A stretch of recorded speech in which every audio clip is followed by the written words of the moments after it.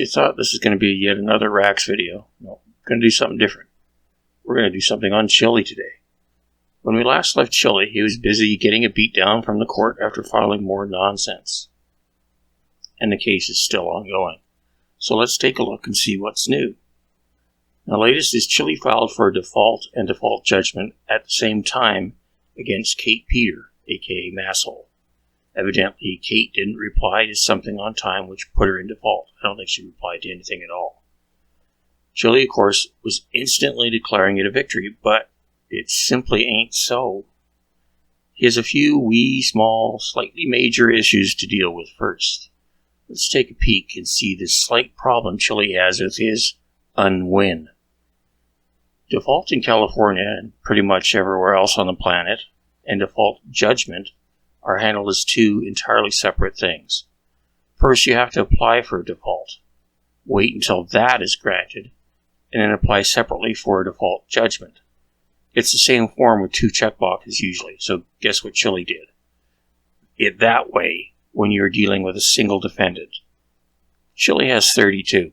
Just to explain, default is where the defendant doesn't reply or respond after being properly served. Unfortunately, you cannot just ignore it and hope it goes away. Yes, Chille is like a rash, but it still doesn't work that way. Anyway, so even after being named and served, Kate evidently didn't respond or acknowledge the existence of this lawsuit. This meant she eventually entered into a default state and is now not allowed to defend herself or respond to any motions. There are some remedies to fix this, but it's a case of why bother.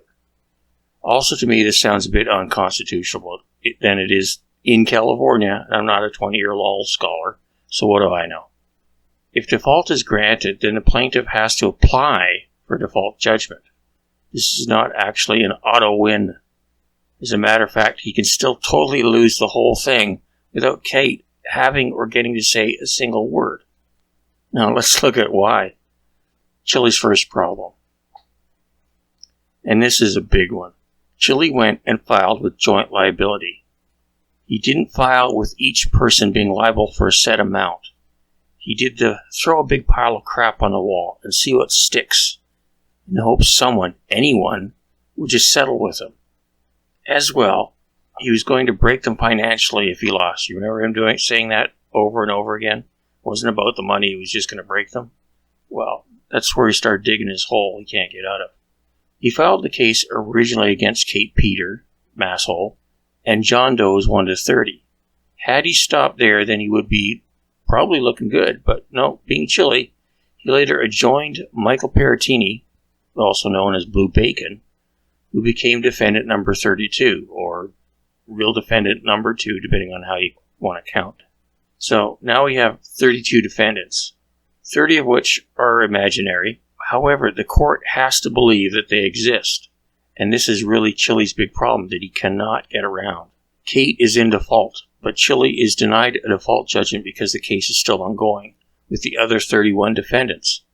He has to conclude the case with every single one of those defendants first. He has to win it against them, not just BS his way through to the end.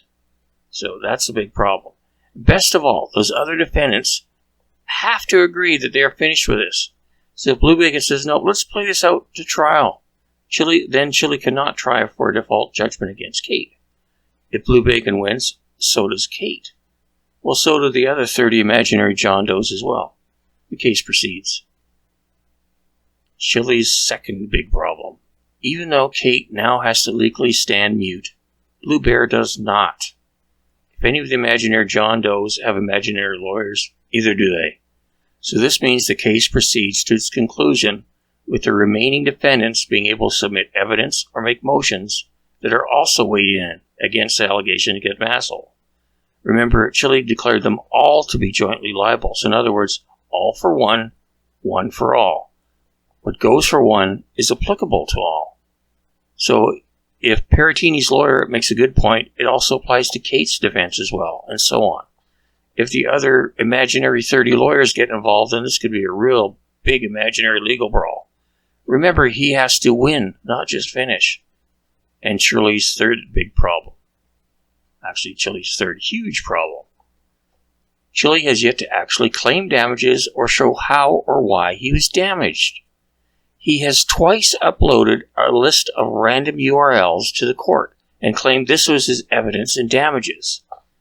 Silly Chille. Law scholar Earls are for kids. Courts need facts, not vague insinuations. What Chille failed to do, which sort of turned this from a lawsuit into a lawsuit, is he did not specify anyone doing anything to him, or costing him, or damaging him in any way. If he had listed one URL at a time, then specified at what point or time in the video the damage occurs, then show how that damage and how or why it damaged him, and then showed how much it cost him in damages, then he'd be okay. But being Chille, he just read the Cliff Notes and lawyered on. Now, keep in mind, this is federal court, so he has to prove a minimum of $75,000 in damage to even have the lawsuit.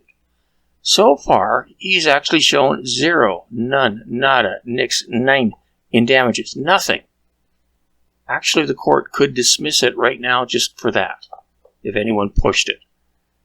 As a matter of fact, he would at this point be hard-pressed to show how any damage was done during this period. If you recall that when this started, he only had 3,000-odd subscribers. And during this process, he has somehow grown to over 240-some-odd thousand in 1 year. So based on that rather substantial growth, he cannot actually claim or show Kate or Michael did any damage. As a matter of fact, it pretty much proves the opposite occurred. That the notoriety from doing this case improved his standing. However, there is one way he could do it. If Chille decided to fall on his sword in court and state that no, he still only has under 3,000 subscribers or less now, and the rest are just paid ghosts, then this goes nowhere.